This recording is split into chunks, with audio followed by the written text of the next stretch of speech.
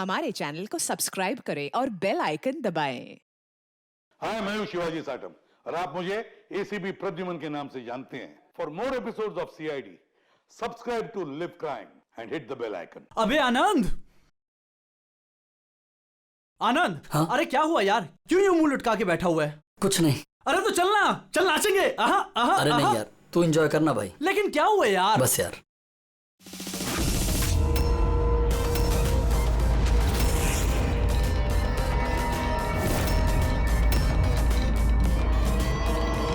आनंद, आनंद। कौन है? कौन है? सामने आओ, सामने आओ। हट, बंद कर। कौन है? क्या चाहते हो? सामने आओ। आनंद, व्हाट्स रॉन्ग विद यू? किससे बात कर रहे हो? आनंद, एक सेकंड। आनंद, क्या हुआ बता हमें। एक सेकंड, आराम से, आराम से।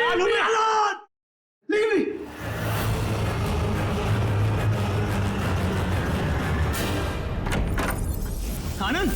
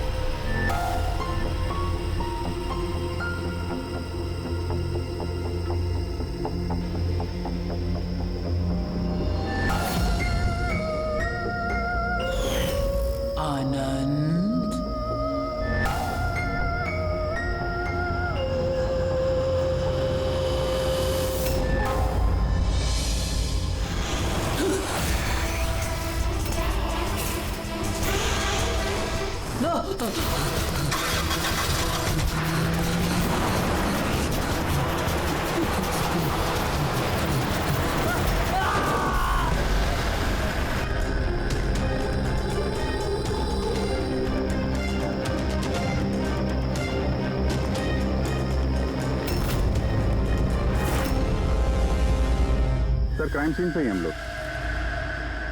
पूछताछ चल रही है, मैं इन्फॉर्म करता हूँ आपको। जी सर। मैं बताओ। आनंद पूरी पार्टी में हम सबसे अलग बैठा था, कुछ परेशान था और शायद घबराया हुआ भी। फिर अचानक से उठा, जोर जोर से चिल्लाने लगा और फिर बाहर चला गया। सर वो तो पार्टी के लिए हमेशा तैयार रहता था। मेरे ख्याल से हम सब में वही था जो पार्टी को सबसे ज्यादा एंजॉय करता था। लेकिन सर आज उसका पार्टी करने का मन नहीं था। पिछले कई दिनों से बहुत अजीब सा बिहेव कर रहा था। बात करते करते चुप हो जाता था और कई बार उसके मुंह से मैंने किसी ऐना का नाम सुना। नींद में भी ऐना ऐना बड़बड़ाता था। ऐना? कौन है ये ऐना? आप में से कोई भी नहीं जानता ऐना के बारे में? नहीं सर। अभी जी, अगर गाड़ी के सामने कोई अचानक आ जाए और ड्राइवर को ब्रेक मारना पड़े तो स्किड मार्क्स, टायर के निशान आते हैं सड़क पे। पर यहाँ पे ऐसा कुछ भी नहीं है। नहीं है? नहीं, मतलब ये एक्सीडेंट नहीं हो सकता। किसी ने जानबूझकर आनंद को उड़ाया गाड़ी से। ये सिल्वर गाड़ी XY 3240 किसकी है? मेरी है सर। पर सर मैं पूरी रात पार्टी में ही था, मैंने कुछ नहीं किया। गाड़ी की चाबी का? मेरे पास है। लो। चाबी तो इसके पास थी, तो गाड़ी कौन चला रहा था? गाड़ी आनंद को उड़ाकर वहां वो जाके खड़ी होगी। दोबारा से खोलने का कोई निशान नहीं। कि जितने भी यहाँ है ना, इनमें से कोई तो है जो झूठ बोल रहा है। सबको ब्यूरो लेके चलते हैं। राजू, तुम्हारे दोस्तों का कहना है कि आनंद की अचानक पार्टी छोड़ जाने के बाद तुम भी अचानक से गायब हो गए पार्टी से। क्यों?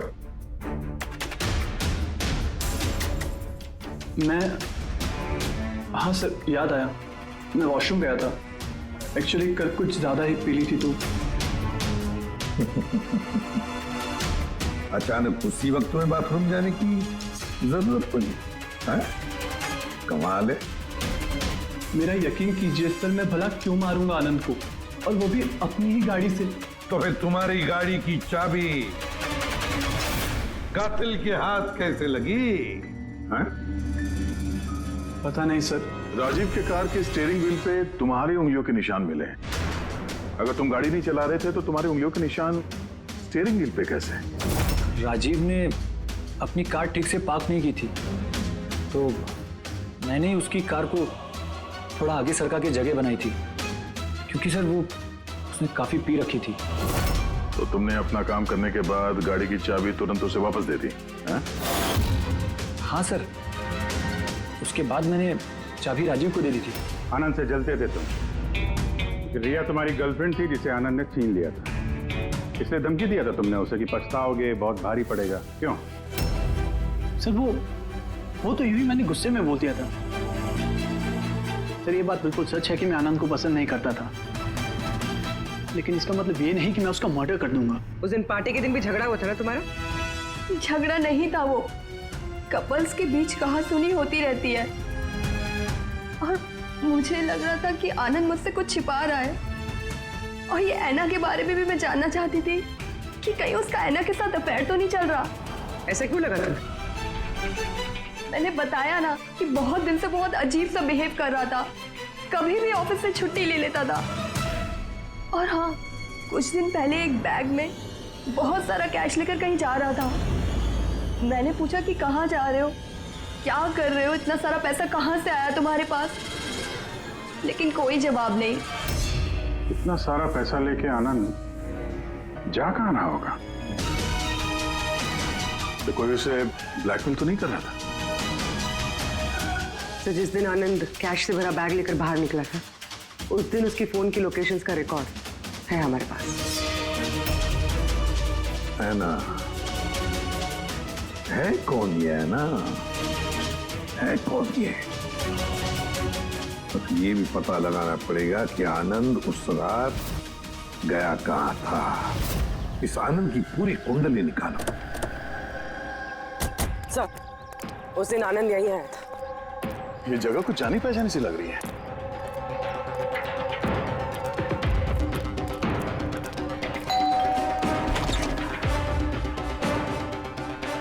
यस, आनंद को जानते हैं? आनंद? ये आनंद। मैं किसी आनंद को नहीं जानता। ऐना यहाँ रहती है? ऐना? अब आप? सीआईडी।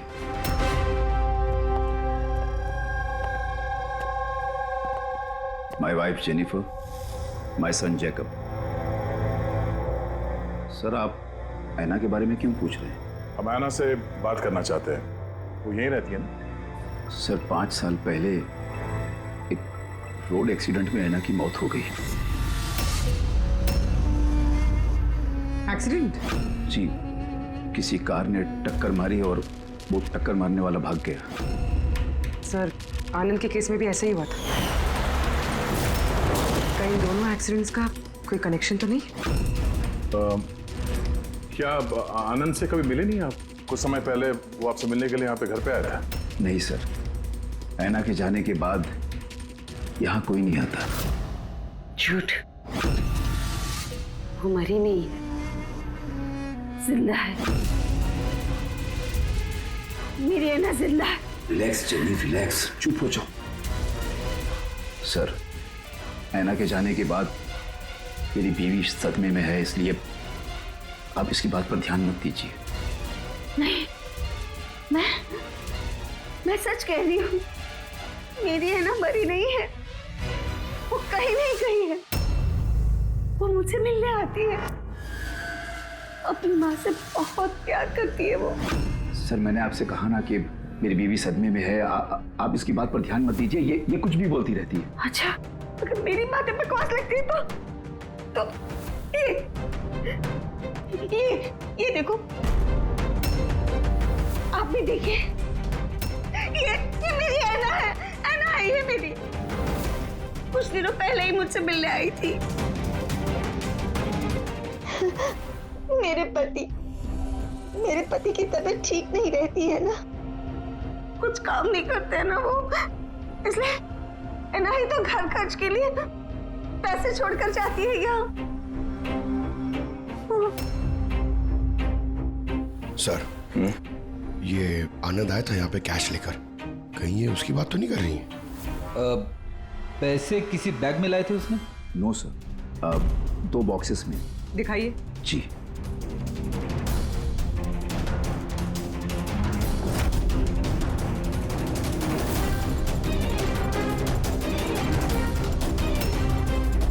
में आया ये जगह मुझे जानी पहचानी क्यों लग रही है। मैं यहाँ पे आ चुका हूँ। यहाँ? हाँ। कब सर? करीब 5 साल पहले एक किडनैपिंग के केस के सिलसिले में पूछताछ करने आया था। विवेक, जिसे किसी ने किडनैप कर लिया, वो आपका स्टूडेंट था।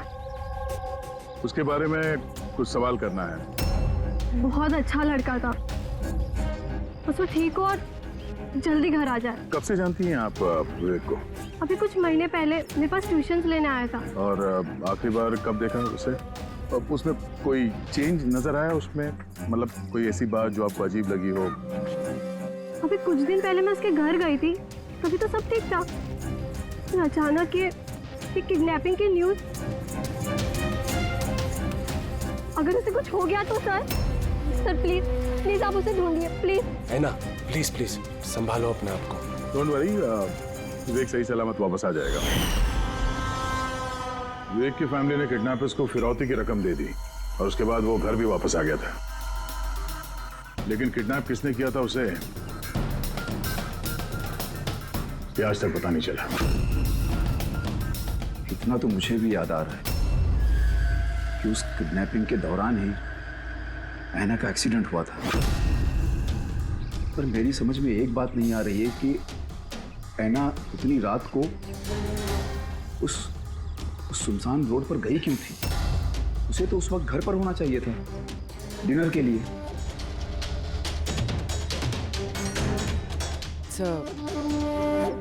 विवेक की किडनैपिंग और ऐना का एक्सीडेंट कोई इत्तेफाक तो नहीं हो सकता, जिसे सब लोग हिट एंड रन केस समझ रहे हैं।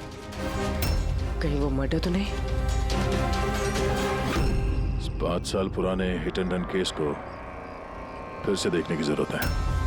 इस केस से जितने भी जुड़े हुए लोग हैं उन सबसे मिलना पड़ेगा, और वो पुलिस टीम जो इस केस पर थी उनसे भी। और सबसे पहले इस विवेक से बात करना बहुत जरूरी है। वही हमें बता सकता है इस किडनैपर के बारे में।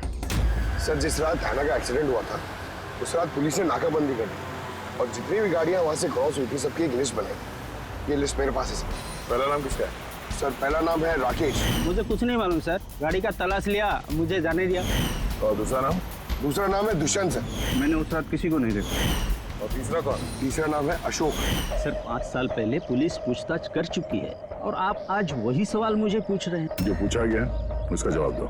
सर उस एरिया में मेरी गाड़ी थी, पुलिस की टीम आई भी थी चेक करने के लिए, लेकिन कुछ मिला नहीं। सर गाड़ी से एक्सीडेंट हुआ ही नहीं है तो सबूत कहां से मिलता? सर 5 साल पुराना केस है और ऐसे केस में नया सुराग मिलना बड़ा मुश्किल है। कोई और नाम है लिस्ट में? हाँ सर, एक मिनट।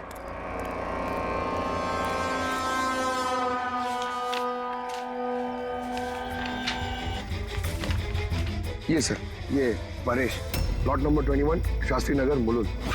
Plot number 21 Shastri. ये तो वही एड्रेस है जहां 5 साल पहले आनंद और उसका परिवार रहता था। तो कहीं ये परेश आनंद के पिताजी तो नहीं? मतलब आनंद के पापा की गाड़ी वहां पर थी जहां पे ऐना का एक्सीडेंट हुआ। अब देखना ये पड़ेगा कि गाड़ी कौन चला रहा था, आनंद या उसके पिताजी परेश। 5 साल पहले ऐना रोड एक्सीडेंट में मर जाती और 5 साल के बाद अब आनंद मर जाता है सर रोड एक्सीडेंट में। इन दोनों मर्डर्स में सर कोई ना कोई कनेक्शन जरूर होगा। बना वो बहुत मुश्किल घड़ी थी हम सबके लिए। आज भी याद करता हूँ तो काम चाहता हूँ। मेरे बेटे को नई जिंदगी मिली है, वो घर लौटाया है, ये बहुत है। क्या जरूरत है फिर से उन बातों को दोहराने की? जरूरत नहीं होती तो हम लोग यहाँ आते नहीं। हम लोग विवेक को ज्यादा परेशान नहीं करेंगे, बस कुछ एक सवाल हैं जो हम इनसे पूछना चाहते हैं। देखिए, विवेक पर उस घटना का असर अभी भी है, इसलिए हमने उसके लिए एक काउंसलर रखी है। जी, मैं सोनिया सर, विवेक की काउंसलर हूँ, उसकी मदद कर रही हूँ इस भयानक हादसे की यादों से निकलने में। पोस्ट ट्रॉमेटिक स्ट्रेस डिसऑर्डर के पेशेंट्स कैसा महसूस करते हैं आप लोग तो जानते ही हैं। सर, जब विवेक किडनैपर्स के पास बंदी था तो उसे बहुत सी नशीली चीज़ें दी गई ताकि वो होश में ना रह सके, किसी को याद ना रख सके। इन नशीली चीज़ों से विवेक के दिमाग पर बहुत बुरा असर हुआ है सर, इसलिए अपनी ज़िंदगी की उस दौर की बहुत सी बातें उसे याद नहीं है। तो क्या विवेक को किडनैपर्स के बारे में कुछ भी याद नहीं? जी नहीं। विवेक, आप जरा ये फोटो देखिए। कुछ याद आता है आपको? ये आपको ट्यूशन देती थी, पढ़ाती थी आपकी टीचर।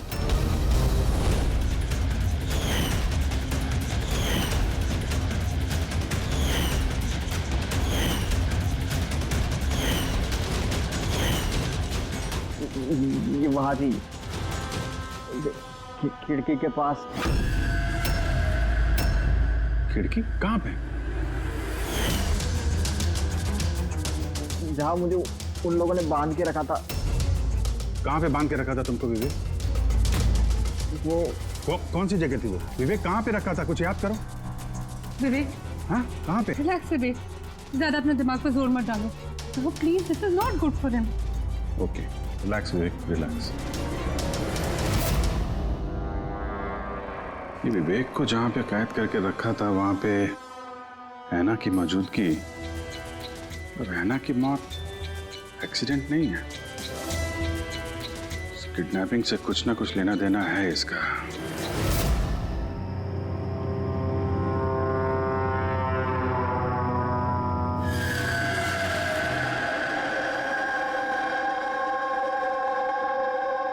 पंकज, एक बात समझ में नहीं आ रही है।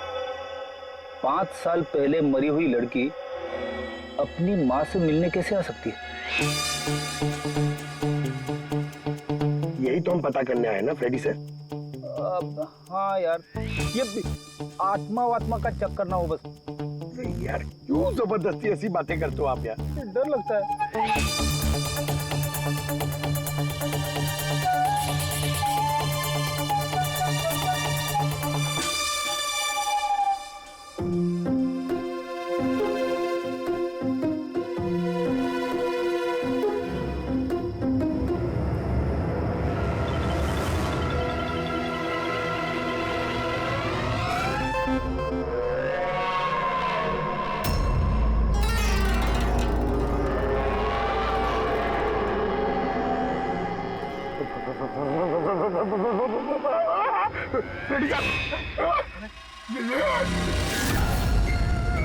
ऐना की आत्मा।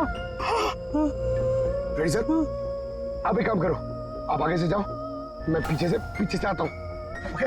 अरे पंकज, ये आना जाना छोड़ दे, चलेंगे तो साथ में चलेंगे।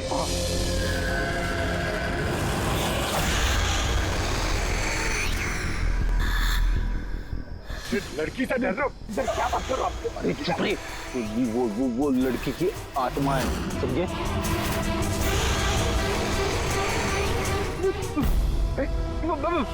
कहाँ गई? अरे इधर ही तो थी सर, कहाँ गई? अरे क्या बात कर रहे हो यार? देखते देखते एक लड़की आंखों के सामने से गायब हो गई, ऐसे कैसे? हम लोग सच कह रहे हैं, हम लोग का पूरा ध्यान था उस पर, मगर वो पलक झपकते ही गायब हो गई। सर, मैं दावे के साथ कह सकता हूँ वो एक आत्मा ही थी। एक अच्छी खबर है भाई। क्या है सर, बताइए।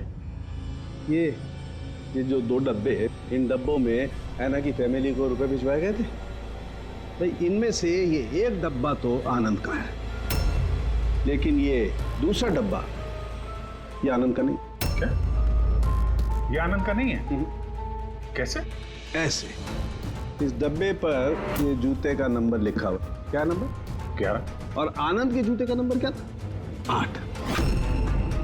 तो अब ये जूता आनंद का तो नहीं हो सकता, और वो रहता भी अकेला था, तो ये भी नहीं कह सकते कि किसी फैमिली मेंबर का होगा। डॉक्टर साहब, ये भी तो हो सकता है कि आनंद ने ये बॉक्स कहीं और से लाया। हो सकता है, दया जरूर हो सकता है, लेकिन भाई अगर आनंद ये बॉक्स कहीं और से भी लाया होता तो आनंद की उंगलियों के निशान तो इस डब्बे पे होते ना। आनंद की उंगलियों के निशान है ही नहीं इस पर, तो फिर। तो ऐसा बोलो ना सर, घुमा फिरा के बोलो यार। सालू क्यों ना यार। मतलब सर कोई और भी जिसे ब्लैकमेल किया जा रहा है? इसका मतलब है ऐना के परिवार को कोई चोरी छुपे मदद करने की कोशिश कर रहा है, लेकिन क्यों? कहीं ऐसा तो नहीं कि वो अपने आप को ऐना की मौत का जिम्मेदार समझता है और इसलिए? हो सकता है। अच्छा डॉक्टर साहब, ये जो बॉक्स मिला है 11 नंबर वाला, इसमें से कुछ और मिला? आपको कुछ बता सकते हैं? हाँ, ये कंपनी का एक कागज था जो चिपका हुआ था, सब कुछ तो फाड़ दिया है, लेकिन इस पर ये 2 अक्षर लिखे हुए SH। इस बॉक्स पे ये बार कोड तो है, कम से कम ये तो पता चल जाएगा कि बॉक्स आया कहाँ से था। सर पिछले 1-2 महीने में तो हमने सैकड़ों जोड़ी जूते बेचे, फिर कैसे याद रहेगा कि कौन से डब्बे में किस ग्राहक को जूते बेचे थे? तुम्हारी बात सही है, लेकिन ऑनलाइन बिजनेस है ना तुम्हारा, तो किसी ई-कॉमर्स वेबसाइट के जरिए बेचते होगे। जी सर। तो हमें शू बॉक्स पे एक छोटा सा लेबल मिला है, तो तुम अपना रिकॉर्ड दिखाओ जरा, हम चेक कर लेंगे। Sure sir.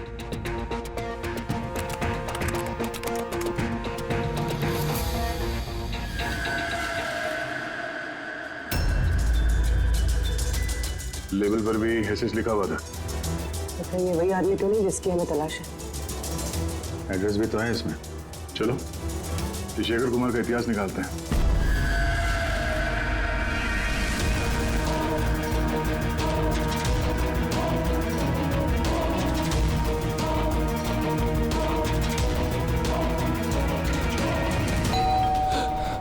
अभी कौन होगा?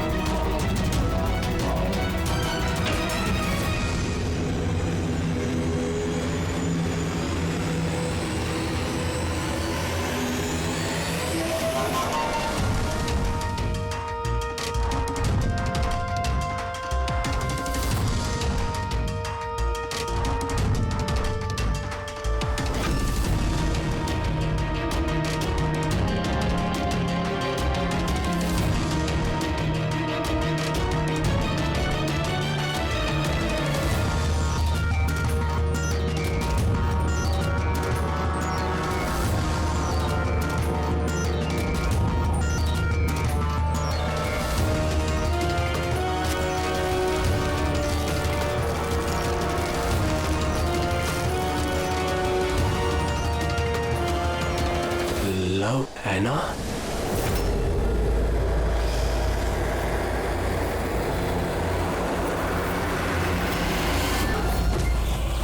देखो, मुझे मत मारो, एना प्लीज। खोलो, कोई दरवाजा खोलो। अरे कोई है, प्लीज। शेखर, मेरे पास आओ।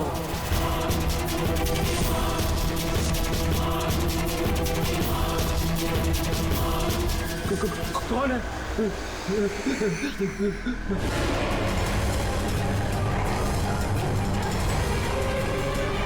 कौन हो तुम?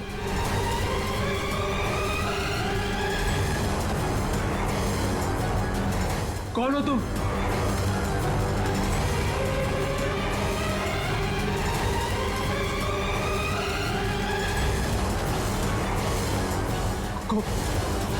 कौन हो तुम?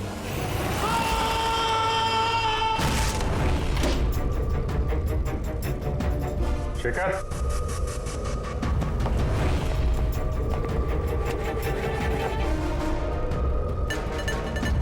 गुनाह कबूल करो, कन्फेस।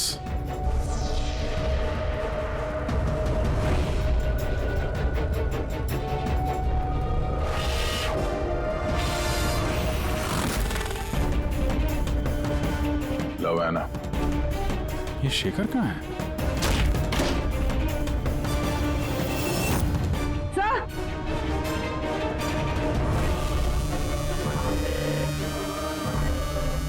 He's no more.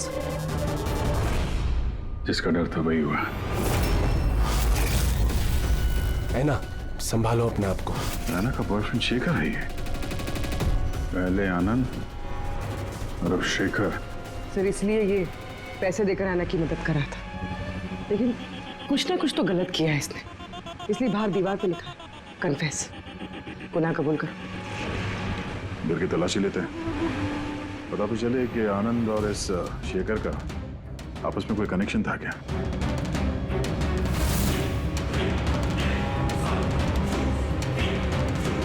ये देखा, ये आनंद और शेखर की फोटो दोनों एक साथ। सर सर ये देखिए, शेखर ने 5 साल पहले एक लग्जरी कार खरीदी थी, उसके पेपर्स, और एक बहुत ही महंगा घर किराए पे लिया था। सर ये देखिए, 5 साल पहले किडनैपिंग हुआ था। अब 5 साल पहले ही शेखर ने ये सब खरीदा। उस वक्त तो ये काफी गरीब था, पैसे वैसे थे नहीं इसके पास। कहीं इस किडनैपिंग में ये शेखर भी मिला हुआ तो नहीं है? हो सकता है आनंद और शेखर दोनों दोस्त थे और दोनों ने मिल के शायद विवेक की किडनैपिंग की और इसीलिए दोनों की जान चली गई। और 5 साल बाद कौन बदला ले रहा है इन लोगों से?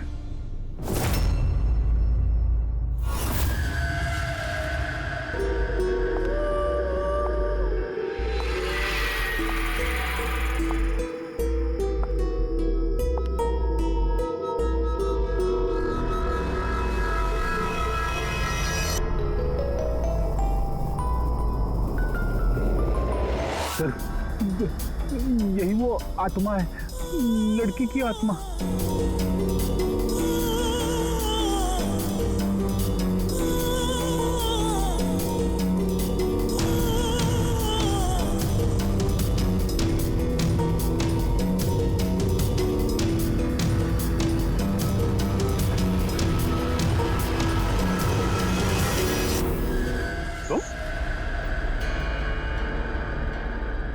जी हाँ, आपका बेटा जेकब अपनी बहन के कपड़े पहन के घूमता है। सर मैंने बताया था ना आपको कि ऐना की मौत का जैकब को बहुत बड़ा सदमा लगा है। जैकब और ऐना जुड़वा भाई बहन थे। ऐना हम सबका बहुत ख्याल रखती थी, लेकिन ऐना के जाने के बाद जेनिफर हमेशा जैकब से कहती रहती, ऐना होती तो ये होता, ऐना होती तो वो होता, ऐना इस ड्रेस में ऐसी लगती, ऐना उस ड्रेस में वैसी लगती। बस सर, धीरे धीरे ये सारी बातें जैकब के दिमाग में ऐसा असर करने लगी कि वो अपनी बहन की पहचान को ही अपनी पहचान बना बैठा। लेकिन सर मेरा बेटा दिमागी तौर पर जरूर कमजोर है, पर वो किसी की जान नहीं ले पाएगा। अपनी मरी हुई बहन का बदला लेने के लिए भी नहीं। अरे सर इसकी तरफ देखिए तो सही आप। शेखर के साथ करीबी रिश्ता था ऐना का। शेखर कैसा इंसान था, कुछ बता सकते उसके बारे में? सर वो दोनों एक दूसरे को बहुत पसंद करते थे, लेकिन एक्सीडेंट से कुछ दिन पहले ऐना शेखर से नाराज रहने लगी थी, उससे अलग होना चाहती थी।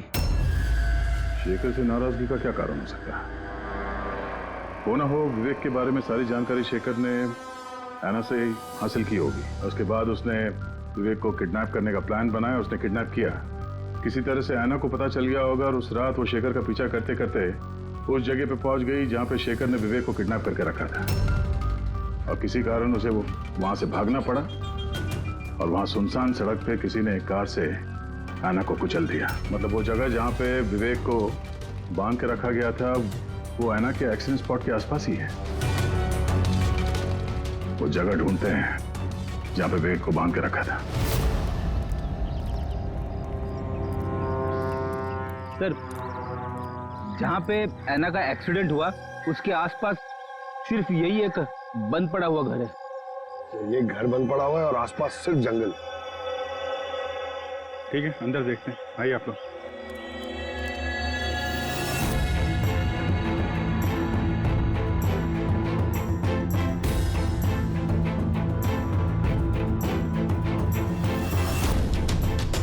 विवेक ध्यान से देखो और अच्छी तरीके से याद करो।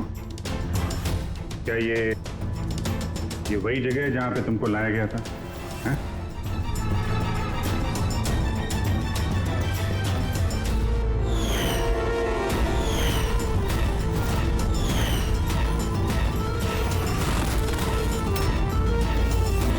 हाँ यही वो जगह थी। क्या ये दोनों थे यहाँ पर?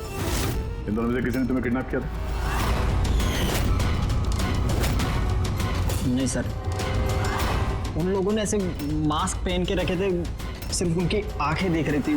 और तीसरा आदमी जो था। तो तीसरा कौन था, उसको देखा तुमने? नहीं, वो वहां दरवाजे के पास खड़ा था, बात कर रहे थे किसी बारे में। क्या बात कर रहे थे, कुछ सुना तुमने? हाँ विवेक सोचो, शायद कुछ याद आ जाए।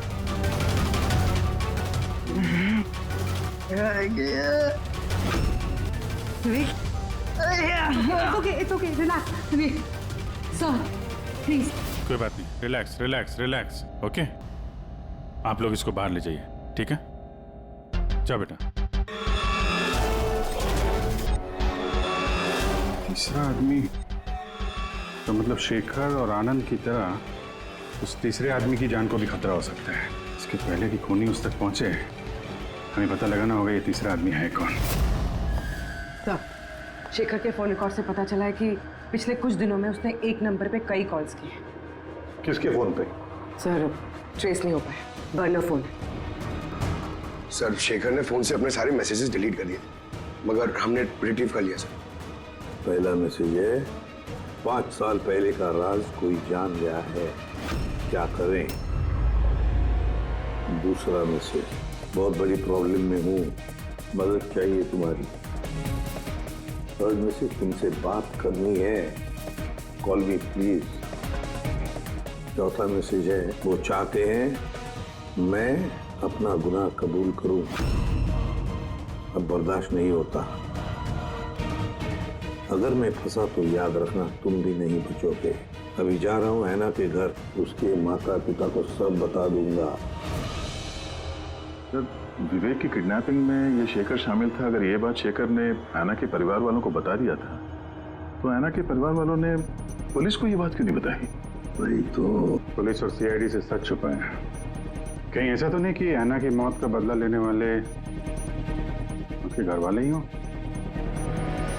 मैं सच कह रही हूँ सर, हमारी शेखर से कोई बात नहीं हुई। वो हमारे घर आया ही नहीं। और सच कहती हूँ सर, अगर वो हमारे घर आया होता ना, तो मैं उसे उसी वक्त कहती कि चलो अभी पुलिस को सब बता देते हैं। मैं हमारी बेटी की कसम खाकर कहती हूँ। सर, हमारा यकीन मानिए, सच कह रहे हैं हम लोग।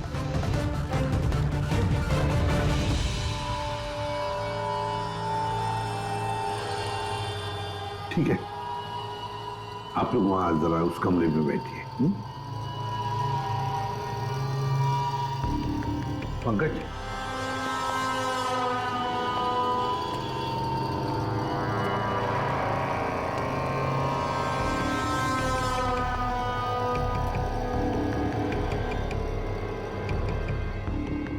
हो सकता है ऐन वक्त पर शेखर ने अपना इरादा बदल लिया, वापस लौट गया। ये हो सकता है कि वो घर तक पहुंचा ही ना, उस तीसरे आदमी ने उसे ऐना के घर के बाहर ही रोक लिया हो ताकि वो अपना गुनाह कबूल न कर सके।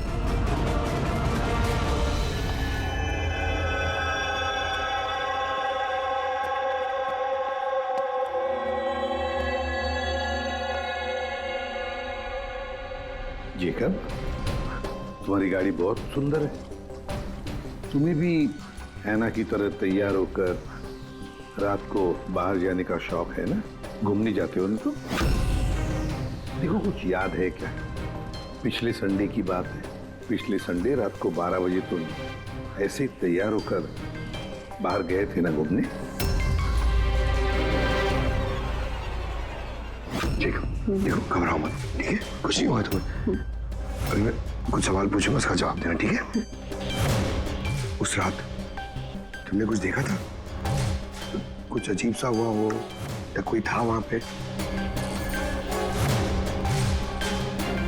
भैया, जब मैं घर वापस आ रहा था ना, तो मैंने ना अपने घर के पास एक कार देखी थी।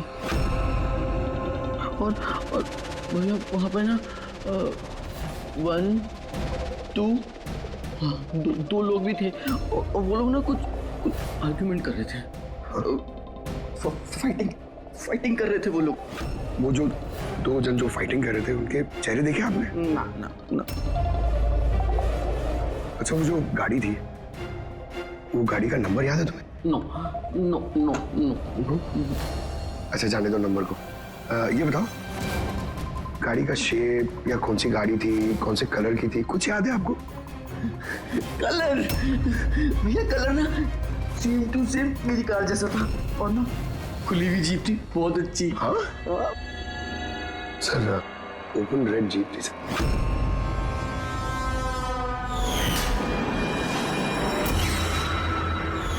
आनंद के एक्सीडेंट के समय जो लोग पार्टी में मौजूद थे उनकी गाड़ियों के साथ एक लाल कलर की जीप थी ऐसी। मतलब वो तीसरा किडनैपर अभिजीत, आनंद और शेखर का हत्यारा, वो भी उस पार्टी में मौजूद था।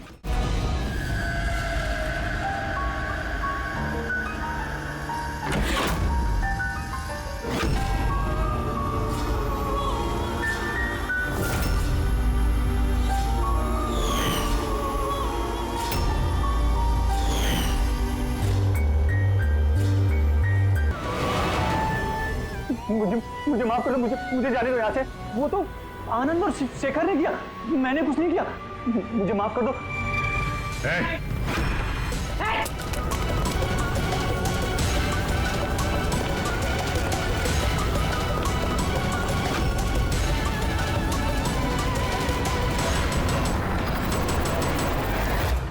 विवेक पर उस घटना का असर अभी भी है, इसलिए हमने उसके लिए एक काउंसलर रखी है। जी, मैं सोनिया सिंह। मैं कुछ फ्रेंड से मिलकर वापस आ रही थी, तभी मैंने देखा कि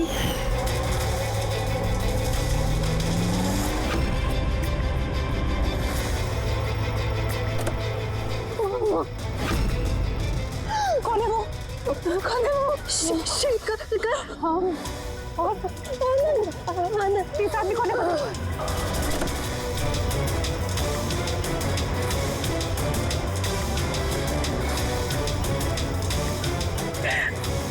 हेलो डैड, उस दिन गाड़ी पापा ने, मैं चला रही थी, अनजाने में ही सही जान ली थी मैंने उसकी, बट पुलिस को सच बताने की हिम्मत नहीं कर पाई। सब मुझे एक हफ्ते में यूएस जाना था पढ़ाई के लिए। अगर पुलिस केस बन जाता तो मेरा करियर बर्बाद हो सकता। अपने करियर की फिक्र में तुमने एक मासूम की मौत के साथ नाइंसाफी होने दी। मैं मानती हूँ सर, और ऐसा नहीं है कि मुझे पछतावा नहीं था, मुझे एहसास था अपनी गलती का। ये गिल्ट अंदर ही अंदर मुझे खाए जा रहा था। 5 साल बाद जब मैं वापस आई तो मैंने आना की फैमिली को ट्रैक किया और मुझे पता चला कि उनकी हालत बहुत बुरी है और आना के कातिल और विवेक के किडनैपर्स खुले घूम रहे हैं। नफरत हो गई थी मुझे अपने आप से, खोजती थी सर मैं अपने आप को, इसीलिए मैंने ये सब किया। 5 साल पहले मुझसे जो गलती हुई थी उसको सुधारने के लिए, आना को इंसाफ दिलाने के लिए। फिर आना ने मरने से पहले आनंद और शेखर का नाम बता दिया था मुझे। उन्हें ट्रैक करने में मुझे ज़्यादा मुश्किल नहीं हुई। मैंने उन्हें ब्लैकमेल किया और उनसे आना की फैमिली को पैसे दिलवाए ताकि उनकी मदद हो सके, और उनको डराती रही, धमकाती रही, क्योंकि मुझे तीसरे किडनैपर का नाम पता करना था, क्योंकि मैं जानती थी कि उस दिन आना के पीछे 3 आदमी पड़े थे, 3 लोग उसका पीछा कर रहे थे। मैंने देखा था सर। तो क्या बताया उन दोनों ने? आनंद उसको नहीं जानता था सर, और शेखर इतना डरा हुआ था उस आदमी से कि उसने कुछ भी बताने से मना कर दिया था। इसीलिए मैं विवेक की काउंसलर बनी। मुझे लगा शायद मैं उस बच्चे से कुछ सच निकलवा सकूं। तो वो खुद इतने सदमे में था कि उसे कुछ याद नहीं था। फिर मरने से पहले शेखर ने मुझे सच्चाई बताई कि विशाल वो तीसरा किडनैपर था।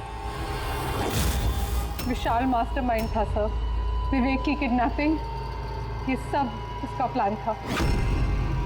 तो इसलिए कानून को अपने हाथ में लेने का फैसला कर लिया तुमने।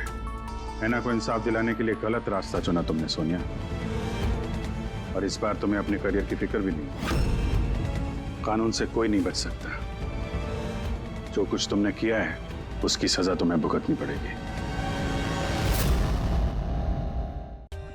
For more updates, subscribe to our channel, click the show links and enjoy watching the videos.